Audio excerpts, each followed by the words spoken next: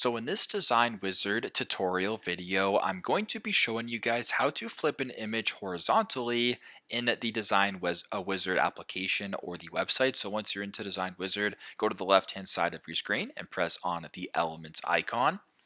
Then under Photos, go ahead and press a photo. So for this demonstration, I'll select the photo right here of what appears to be a family posing for a photo.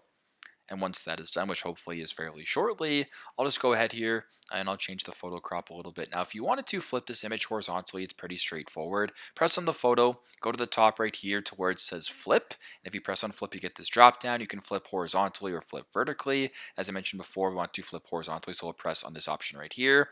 Now you flip the image horizontally. So pretty straightforward, but that's how you guys can flip an image horizontally here in Design Wizard. Thanks again for watching, and I hope this video helps.